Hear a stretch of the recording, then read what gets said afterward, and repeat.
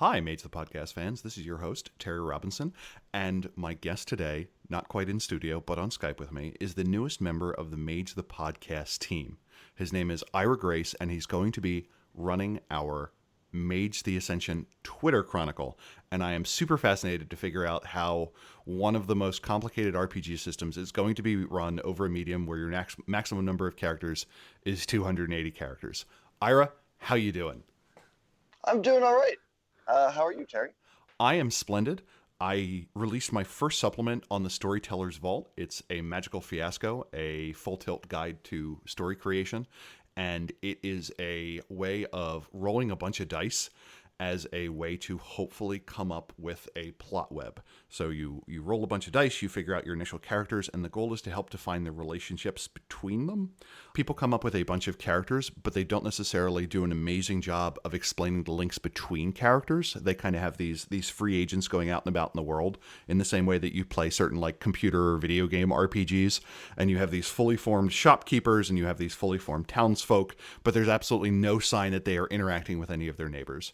And what this supplement tries to do is define the relationships between characters, and I've generally found that once you do that, plot kind of falls out the other end. As a special offer to Mage the Podcast listeners, if you are a listener to Mage the Podcast, it is currently free, as in pay what you want. It is also free for everyone else, but at a minimum, it is also free for Mage the Podcast listeners. So, Ira, how long have you been playing Mage? Well, that's a good question. I have not yet played Mage. Okay, strong start. Yep. I've had the book for quite some time. I rolled up my fiance and my roommate have characters now. They are ready to go. We've been talking about Mage for a long time in my house, but I figured that the best way to learn the game was to run a chronicle on Twitter. How about that? Have you played other RPGs before? Oh yes, yeah, a long time. I've been playing. Started with Dungeons and Dragons when I was 12 or 13, played all through college, got super deep into the homebrewing hole, and eventually came out on the other side realizing that other people made other systems that were way better than my homebrews. So that was kind of a relief. I suddenly realized I didn't have to just hack D&D to death. Interesting. What was your most notable hack to Dungeons and Dragons? And I guess what was the base Dungeons and Dragons systems you were hacking at the time? So I started playing 3.5, but then I spent a lot of time playing AD&D in high school. And then so when we got to college, we went back to playing 3.5 and Pathfinder when that came out and kind of merged them. And we got really sick of a lot of the mechanics. So we stripped away the skill system, and then we stripped away the initiative system. And then finally, we stripped away the magic system. And I rebuilt a magic system that was based on sort of learning different focuses of magic and having sort of a pool of mana and sort of having a free form effect ability that you could pretty much do anything you want within reason, but there could potentially be huge backlash problems if you failed or if things went poorly, or sometimes even if things went well. So you can kind of see where I'm going with this. I made a really bad version of Mage the Ascension for Dungeons and Dragons 3.5. Yeah, I'm currently dealing with one of my players is going to be storytelling an arc, and they were kind of angry that they'd come up with this antagonist of some sort and discovered that it already existed within Wraith the Oblivion. And I'm like, okay, just use the thing from Wraith the Oblivion. Somebody has already playtested this. Just jam it in and say that it exists in the High Umbra, and no one but me will know. So... Exactly. So you accidentally created your version of D&D. It would have been great if the name of the Chronicle were like A War of Dungeons and Dragons with reality on the edge or something seemingly very close. What we wound up doing was with that we were really into Lovecraft, and what we wound up doing was a lot more stuff that was close to sort of the Mage the Awakening, Exarch kind of stuff, like these sort of like shadowy overlord entities. So we wound up having a lot of games that kind of dealt in and around that. And the magic system, I mean, it technically worked. We had guys who had time magic who were slowing down time and looking back through it, and we had a lot of environmental wizards who could cause earthquakes and things like that. But yeah, at the end of the day, it was very clunky, and it usually resulted in failure, and that failure was fairly deadly. Noted. That's what we look for in a good RPG. How do we punish our players for for not succeeding. So you said to yourself, hey, I haven't played Mage. And you said to yourself, hey, Twitter's a really weird medium to use for conveying anything more complicated than a bumper sticker. What made you say to yourself, I think I'm going to run a Chronicle on this? Yeah, so I was totally obsessed with Mage. I wanted to play it so bad. I wouldn't stop bugging my friends about it, but we have too many games going on as is. So when approached by Joseph to retake on this Twitter Chronicle project, it wasn't anything I'd ever done before, but also the format was very intriguing to me. I think that there are play-by posts that I've watched and dabbled in a little bit. And part of the reason that I haven't connected with the play-by post is partially because of this sort of long-winded, rambling tendency to, you have these novels in text. It can become a lot to follow. So with Twitter, the format will necessarily force you to be concise and be direct, and it's just such a weird medium to run a role-playing game on. It wasn't anything I'd ever considered doing before, but when handed the opportunity, it was one of those moments where I was like, well, even sink or swim, this is just too weird of an opportunity to pass up. So is it the case then that you are limiting what characters do to a single tweet or to a single post? Like the advent of the tweet storm and the threaded tweet have kind of belied the fact that you can now accidentally like read a novel on Twitter if the person chooses to be particularly verbose. Walking into this, what are you saying to the players regarding this is the amount of description or this is the amount of verbiage I expect out of you? Are there any restrictions on that? Or do you feel that the medium is going to naturally tend towards brevity? Which of those two do you feel is going to drive a more, let's say, concise manner of communication between player and ST? I am going to be putting very few restrictions on the players to begin with, because I think this is a grand experiment and we should be open to learning new things about how we can tell stories in this form. That being said, I think that all threads on Twitter, even the longer ones, they're naturally partitioned into these little nuggets. Okay. So when you read a Twitter thread, you start with the first one, and then your brain has to switch to the second one. You're not reading a paragraph, you're reading these little sliced up sections of it, and you form an opinion after every tweet, even if it's in a longer thread. Your brain is going to sort of jump ahead and decide what you think about it before you ever get to the bottom of the thread, which is one of the reasons why the format is so volatile and inflammatory. Even if you have a 20-tweet thread, most people aren't going to read the whole thing, and the ones that do have been forming opinions about it all the way. They're not going to get to the end and then form an opinion. So I think that will naturally encourage brevity.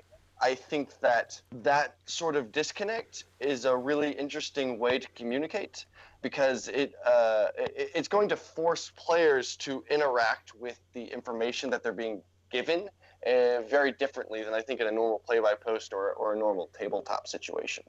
That makes a reasonable amount of sense. I guess the least charitable way of summarizing it was, I recall someone saying that Twitter is the natural predator of nuance, and I can certainly appreciate that. So if I were to be participating in your Chronicle, you've created a storyteller account of some sort, I imagine, and I'm a player, we all follow each other. How do I interact? Like, what is there? Do I have a side channel to you? Can I send you a direct message with an inquiry? If I'm a member of the public and I want to watch what's going on, how do I do that?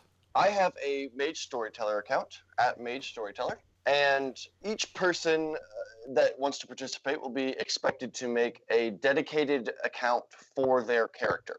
Very much like, there's a Twitter account for God. So you'll sort of be a novelty Twitter account for your character. I plan on two different modes of interaction. One will be, actually, let me take a step back and talk a little bit about some of the inspiration for this game. Okay, I sure. think that'll help clarify how we're going to interact with it. When looking at Twitter versus other play-by posts, I wanted to look at other short format storytelling interactions or different modes of storytelling that weren't traditional play-by posts. And in doing that, I came across text-based games and looking at text-based computer games in a way that I hadn't before. And I came across like Mage Refuge was a really cool experience to play through that, thinking about the Twitter Chronicle. Let's give our audience a quick rundown. What is or what was Mage Refuge? Sure, and I highly recommend the Mage the Podcast episode about it if you want to get in depth with it. But it basically it's an app game. You can get it for $2. So Mage Refuge is a app-based text experience. You can get it for like $2, and it is playing through your character's awakening. It's really brilliantly formatted to where the storyteller takes a lot of liberties with your character. They're guiding you through this story, and they will place you in different situations, and you respond to those situations. That is a really cool idea when thinking about something like a Twitter game, where if it's totally free form, open world, I think that's a very daunting experience. But so the way that I want to use that concept is there is an amount of directedness that I think the game needs to have, where players can both request scenes from me, so to speak, and I can request scenes from them. One of the ways that I want to do that is to post general threads where anyone can come in and interact to that situation. So an event happening, like it could be a small thing like a car crash in a certain part of town, or it could be a big thing like a big rally or event. And then characters can come into that situation and respond to it. And then the other main form of interaction will be characters placing themselves in situations and then me responding as the environment to them. You have this running feed, an event happened. You post that there has been a car accident and players are going to choose whether or not they want to interact with that. Yeah, I think that's a good way to look at it. So, for instance, if I let everyone know that on Thursday I'm going to be online for 2 hours of open storytelling, I might start that off with a tweet that says, the bakery on Clark Street is on fire. If nobody interacts with that, then the bakery on Clark Street burns down. That updates the setting. Or players can choose to interact with that. Also, within that block of time, they'll know that I'm going to be more responsive if they have their own scenes they would like to do. You made mention of this being active storytelling. What does that mean? So there's going to be particular windows where you're active and updating the world. To me, the thing that makes Twitter is the fact that I'm on the subway on the way to work. I can fire off a few tweets. How is the asynchronicity of an online chronicle, or a Twitter chronicle in this case, going to work? That is a definite and necessary element of this. The fact that it will be largely unscheduled and kind of a rolling experience. I also have to acknowledge my own limitations and not make myself available 24/7, or attempt to make myself available 24/7. So players will 100% be encouraged to drop me a tweet, and we'll sort of have scenes bouncing back and forth as people are available to respond to them. That will be interspersed with times of greater activity where I know that I'm going to be able to dedicate myself for this block of time to just responding to tweets. So if you are looking for a more traditional tabletop experience, you might not want to interact with me on the way to subway, or on the subway on the way to work, but you might want to wait for those blocks of time. If you just want to have scenes kind of ongoing, rolling, then we can absolutely also do sort of, when I have the time to respond, I will, and when you have the time to respond, you will as well.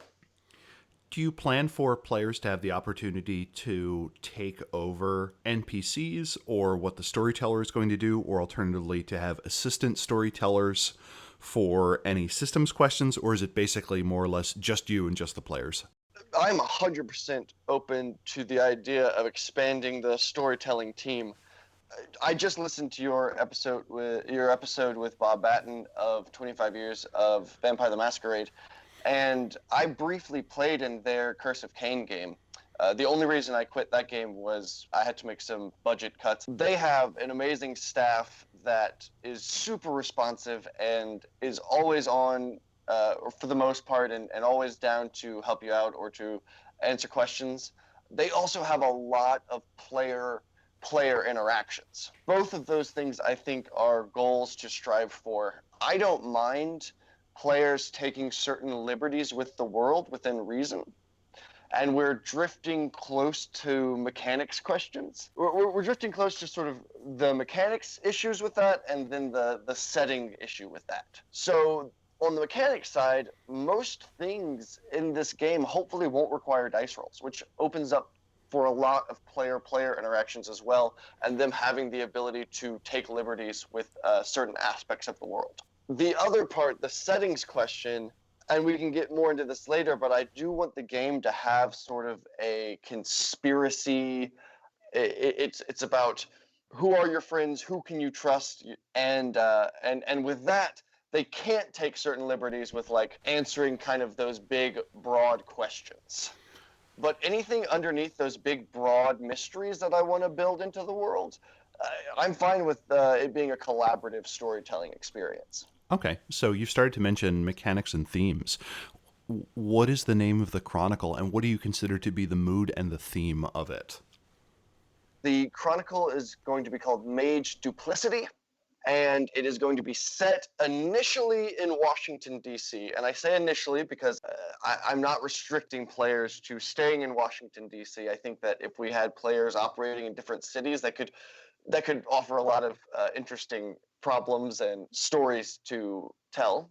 Initially, everyone will be in Washington, D.C., and it is very much the tone of shadowy government, conspiracy, and the mounting dread that being immersed in that kind of situation can bring you. One of the things that I hate about Twitter, but like for the purpose of this game, is anyone can go on Twitter and present themselves as an expert, regardless of whether or not they are. So you don't really know who you're talking to or like why they think that they know what they do. And I feel like that to me is a theme that I can really sink my teeth into with World of Darkness, and with unreliable narrators, and with NPCs having bits and pieces of truth, but not the whole picture. That, I think, translates very well to Twitter, where you're going to have people that you don't know if you can trust what they're saying, and it's just popping up on your screen, and you have to decide whether or not that's going to be a piece of information that you trust. So that lack of trust, both in the NPCs and the format itself, I think will kind of have a nice interplay. One of the tricks, though, with a Chronicle based around that is if I have access to Entropy 1 or Mind 2 or 3, questions of trust can quickly become trivial. Do you have any mechanics as the storyteller to prevent characters from just magicking their way or scrying or soothsaying their way through the question of, is this real?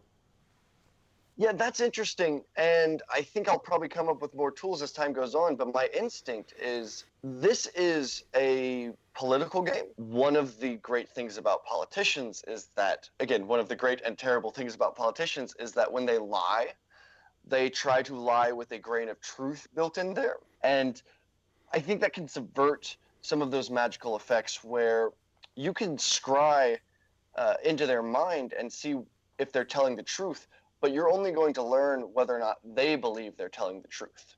Or you might learn that, there's a lot more nuance in is someone lying than just a yes or no question.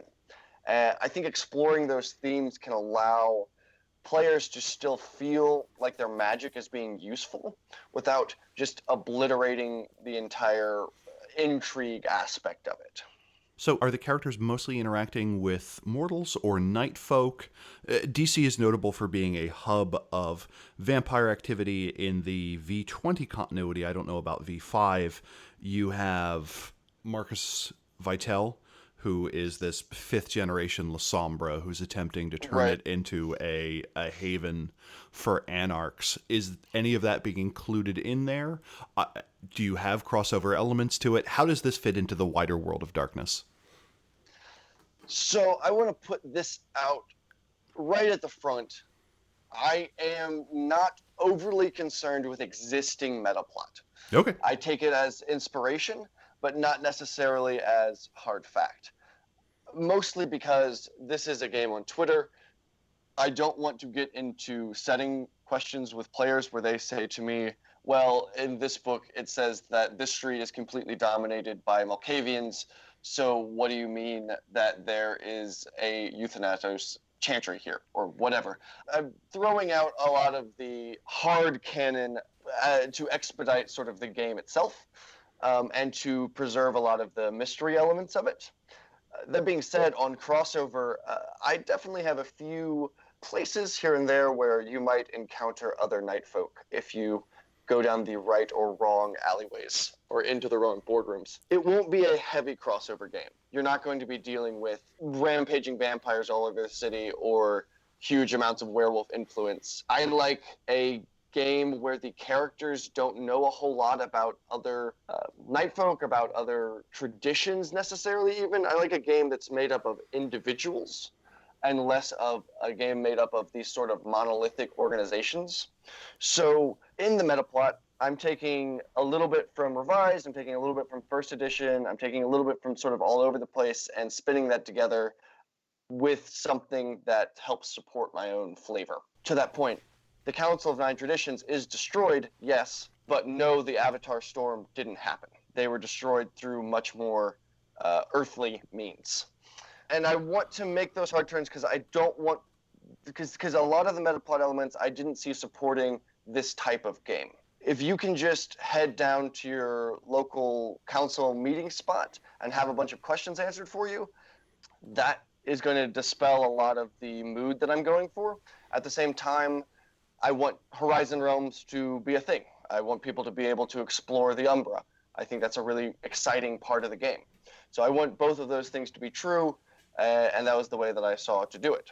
That will support the game's theme, again, in being hunted and feeling alone and feeling isolated, and that is definitely something that I want to explore with this game. What is the starting power level of the players? I am going to start off with using pretty straightforward M20 character creation. Okay, so Max Arete 3 and so on. Absolutely. I also want to, and this will be one of the limiting factors of the game, but I want to go through and do that character creation process with everyone who wants to play. I don't want anyone to come to me with a pre-made character and say, this is just my character. I just want to play him. I don't want to answer your questions. You know, I want to go through the questions in the book. I think they're very good, and I want to build that character with you. Even if you have a strong concept, even if you know a lot of what you want to do, I still want to take the process in the way that they do it in the book, so that we sort of wind up on the same page at the end of that character creation process. That being said, yeah, it's pretty much standard M20 starting. Are characters starting with a prelude, or is this kind of in media res that your character has been a mage for some period of time and suddenly they find themselves in DC? I am open to both of those options. So I really like the idea that you can make a character with the standard character creation. You can have Arete 3 and Mind 3 because that's where you want to have your character wind up with mechanically with those points. But that you can also start off with your character functionally only knowing about Mind 1 or Mind 2. And you're building in character growth right there in the character creation session. You're building character growth that you don't have to spend experience points to get. That's just already there. So if players want to explore that aspect of the game, I think that that's great, and we can totally do that. If players want to start off sort of already at their maximum power level, I think there's room for that as well. So let's explore that a little bit more. So you're saying I roll up a character with Arete 3 and Mind 3 or Forces 3 or something like that. I would begin the game only being familiar with the first dot of that. Like the analogy I'm thinking of in my head, it's like you buy a house and there are rooms there that you haven't been into yet, but you don't have to pay any more money for them because they're part of your house. You just haven't explored them yet, as it were. Yeah. My fiance just rolled up a virtual adept reality hacker, but she awakened by herself. She's not part of the faction, so to speak. She has no idea the extent of her own abilities.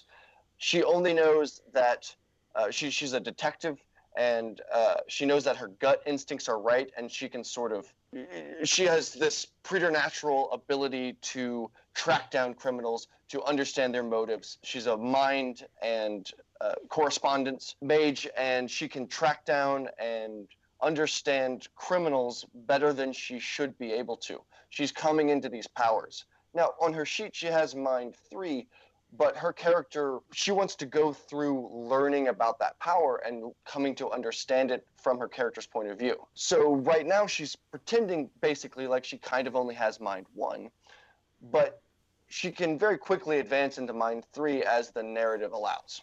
Okay, I think I'm picking up what you're putting down. It's sort of a middle ground between making mortal and playing through the entire awakening and then getting to, sort of play mage.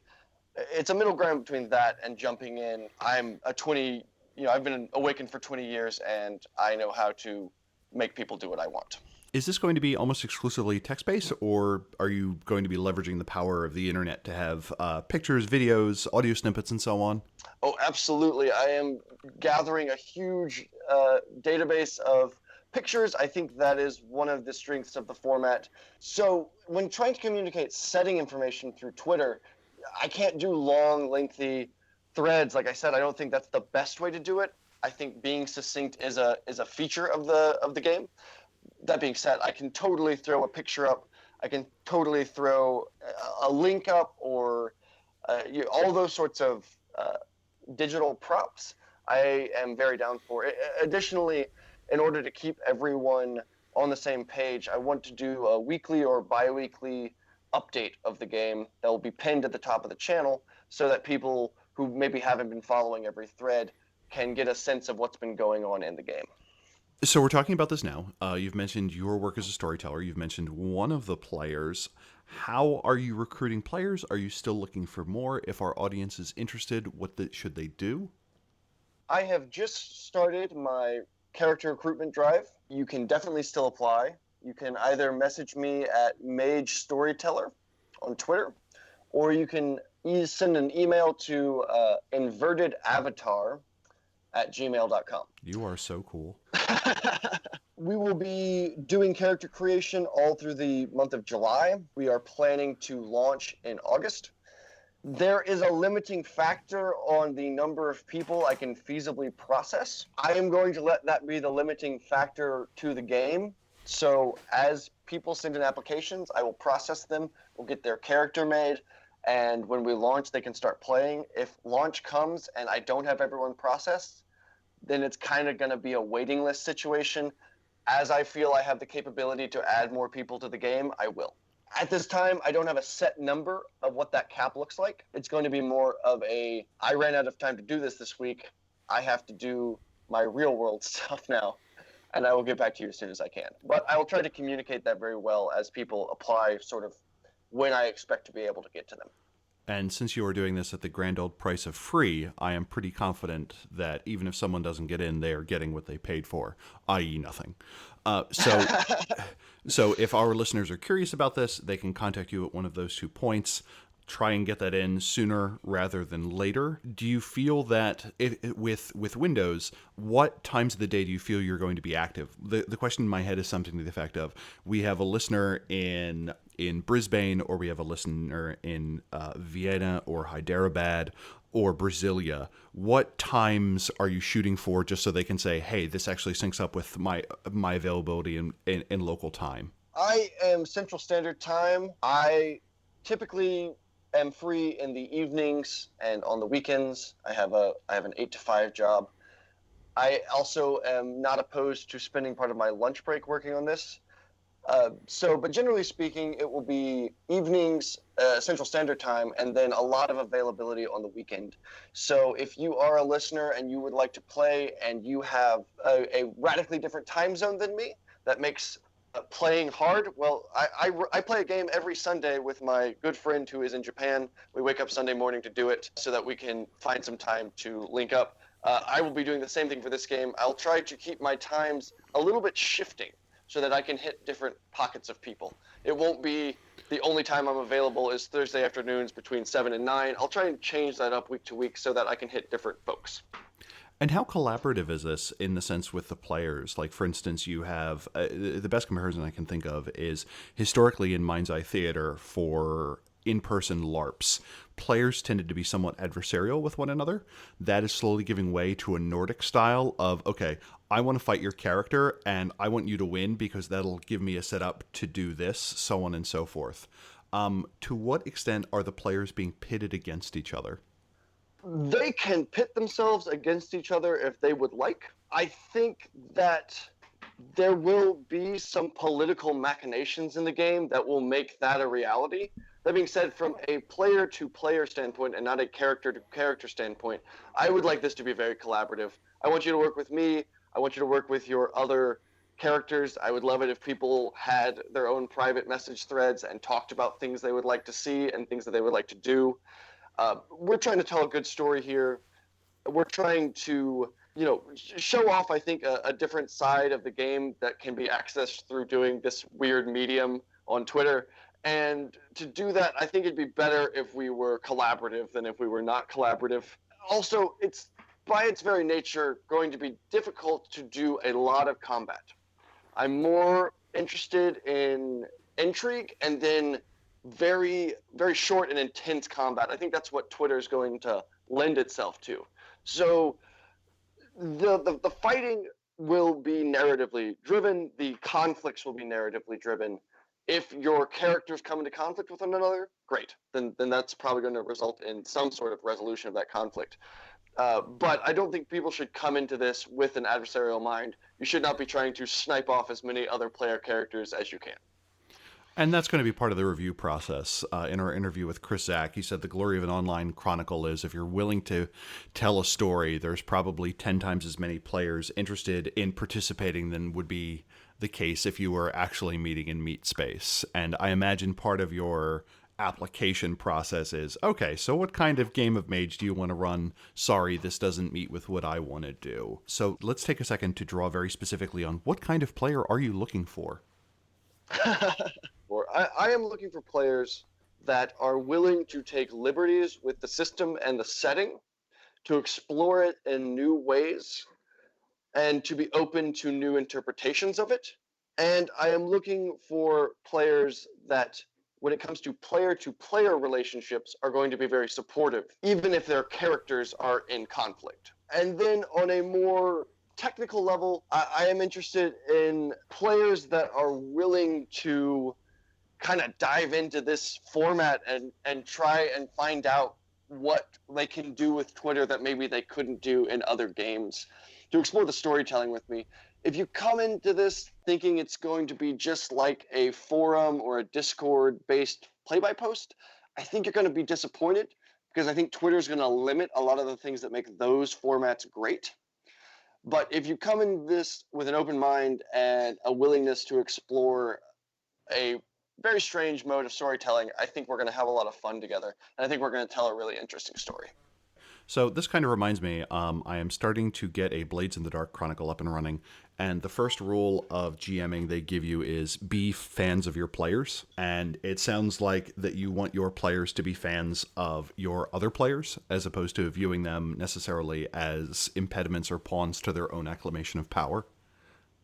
Yeah, I think that if you view the other players that way, you actually open up the door for richer and potentially more adversarial character relationships. But those have to come from a place of trust between the players, rather than leading with the adversarialness and acting like, the other players are the enemies. I want players to be fans of each other, and I really enjoy the Powered by the Apocalypse mode in general. I think that, right, Blades in the Dark isn't powered by the Apocalypse. It's close. It uses a small number of D6s for most things. But yeah, it's not the same. Well, never mind.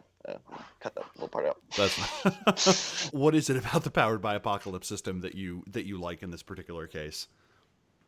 I like a number of things about Powered by the Apocalypse. I like that they take dice rolling away from the Dungeon Master or the Storyteller. For a Twitter game, I in particular am going to try and roll virtually no dice. I like that they encourage players to know what the other players want to do. The story path system also does this, where players know each other's aspirations and goals, and there is a collaborative meta mindset to try and bring all characters to their goals. And then we were talking about Paradox before we started and how that can be a very brutal system. I kind of view Paradox the way that Powered by the Apocalypse presents failing, to where you fail forward. When Paradox starts accruing, that allows me to make what's called a hard move against the players. That is a narrative element. It shouldn't be punishing the players for their creativity. It should be expanding the narrative in ways that present the players with new challenges. So what is a hard move? So a hard move in Powered by the Apocalypse is where if you fail a roll, if you get, I think it's underneath a 7 or a 6, nothing maybe immediately happens, maybe something immediately happens, but the storyteller basically makes a note and says, I have a move that I can use at any point against this character that is related to this failure. What that encourages is, I think, getting away from the D&D model of it's a 1, so my guy's head must explode, to I failed this roll. What are the consequences for my character, and how is my character going to grow as a result? Okay. So this also brings up a critical question of, so how are you rolling dice? Do you have a @DiceBot or something? I do! I'm so excited about this. I didn't know that there were dice bots on Twitter, but I guess there's a new rule that if it's any form of technology, someone's going to make a dice bot on it. Yeah, I'm pretty sure my toaster oven can do two things: run NetBSD, and on top of that, also run a dice bot. So yeah, absolutely. So yeah, there is a dice bot on Twitter that will let you tag it in a tweet, say, @DiceRoller4D10. And the thing that I like about it is it comes back with the individual numbers of the roll. It doesn't just give you the total. So yeah, that wouldn't be very useful in World of Darkness. So when we roll dice, which will be largely for casting magic, I'm going to try and get away from rolling dice in a lot of other situations. When it comes to rolling dice, you will tag the dice bot and it will tell you how you did. But I want to make this clear because I think some people have a fear of dice light games where you think, well, if we're not rolling dice very often, why do I have all these skills on my character sheet? Does that mean that things are completely arbitrary? Does the decisions I made in building my character not matter? And I still think all of those things matter a whole lot. I'm going to use your character sheets a lot to determine that's still what you're good at. But in a situation where you're good enough at it to just succeed, I'm going to have you succeed so we can move forward with the story. It's more about lumping large amounts of narrative into a diceless territory and only having the crucial moments where a fundamental question is being asked about what's about to happen, where the dice come into play. And I imagine it's a case where you only want to bring dice into a case where a failure would be narratively interesting or an extraordinary success would be narratively interesting. I guess my favorite comparison would be something like a character is trying to enter a locked building and has previous experience with lockpicks and picking locks and so on. If there isn't anyone around, there's seemingly no reason to roll dice. There may be a narrative question of how quickly does it happen, and if you want to introduce dice, it would be for the purposes of saying you got in, but it turns out there was an alarm system or something like that. There is nothing important that would occur to saying, nope, you fail, you have to try again. Nope, you fail, you have to try again, and you try on the fourth time, and you're like, okay, that was a lot of dice rolling for something that was narratively unimportant. Absolutely, and I think the flip side of that is the very often abused any sort of perception check where the storyteller needs the players to find the information for the story to proceed, but they make them roll for it anyway because it's a dice roll on the character sheet. And then when the players fail, the storyteller has to decide, well, either the plot doesn't move forward or I ignore that dice roll and I just give them the information anyway. Anytime the players roll a dice, failure needs to be an option and it needs to be a narratively interesting option. On the flip side, success needs to have additional boons to it or consequences to it. For instance, if you're climbing a wall, just climb the wall. Succeeding on that isn't interesting. Most characters can probably get up a basic wall. just let them climb the wall. Only if that success would be phenomenal should the dice really come into it. Or it's a case where you're trying to figure out who made it over the wall first. Or Yes. were you able to outrun someone? Yeah, yesterday evening I was actually doing something like that where they were dealing with an entity that was following them. And for me, the perception plus awareness roll was mostly a who knows what when, not will they or won't they discover it. Eventually, everyone is coming wise to what's happening. But the player with the largest dice pool was the one who was able to kind of first figure out what was going on, which fit narratively and fit in terms of system. So I'm curious to see how that's going to look. And I guess another thing that you do during the vetting process is if a player's like, no, the point of the system is so that there's nothing subjective about who rolls what when, this is what dice is for. That's also probably goes in the players that shouldn't bother applying category. Probably not going to find me as the most satisfying storyteller. Yeah. Though I will say, I just, when you started your sentence, I really thought you were about to say, take yesterday, I was running away from someone. And And in that I am recording now, I succeeded that escape check. I was able to accumulate 5 successes before they were. So that is it's very narratively interesting, and I'm still alive. Yeah, yes. I feel like we've covered a fair amount of territory. What other notes do you have about the process of coming up with a Twitter Chronicle? What was your research process like? What were the things that you discovered along the way that kind of had you surprised that you look forward to maybe introducing, or that someone not familiar with the DC area may be surprised to see introduced into a Chronicle? So I actually have boots on the ground in DC. I am in Chicago, but I have a dear friend of mine who is not really a tabletop gamer, but is in DC and has been sending me all of the weird, thought-provoking scenery she sees, or if she has a strange interaction with someone, she'll send that to me. And so I think I'm gathering some authentic DC flavor without actually being there. I want to come back to a point about the game potentially being broader than DC. When people are thinking about characters they might like to play, maybe your character is just visiting DC for a while and might go back to their other home, and we can take the Chronicle to that place. I think that would be something that's really exciting. I know Joseph and I have talked about that, about how this could be potentially a bit of a globe-trotting game, or at least a game that has multiple bases. Okay. Because DC is such a hub. There's so many people coming and going from there. I think that having a few different cities involved would only support the sort of intrigue and mystery of the game, and it wouldn't be too distracting. So I think that might be an interesting angle to explore. Also, if you just want to get really deeply personal with the game and just really focus in on your character's journey, I think that this could also be that. You could wind up having very little interaction with the other players, and I think that would still be a satisfying game. So you asked me a question earlier about would they be interacting with night folk, and we kind of got off a little bit on vampires, but there will be a lot of sleepers in this game. With the major traditions being damaged, or in some cases nearly wiped out, there is a lot of mistrust within the magical community that is isolating by nature. So you wind up spending a lot of time, I think, with sleepers or with unlikely allies, or that sort of mode of social relationships. And I think that's also a lot of fun to explore. Awesome. So as we roll out, can you just give us the list of this is where you should go, these are the Twitter accounts you should follow, this is the person you should email, so we have that all in one 35-second soundbite?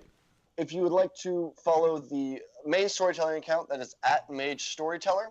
If you don't have Twitter and you want to email me, you can email me at invertedavatar@gmail.com. Obviously, follow at Mage the Podcast. And if you would like to follow me personally, I am at I am Ira Grace. Those are going to be the best ways to get in touch with the Chronicle itself. Nice. And this is an experiment. So if everything goes sideways and you hear this episode in August and you see that none of those Twitter accounts have any post to it, it's probably because the whole thing fell to a giant paradox backlash. Either way. It's going to be a grand, fun experiment either way.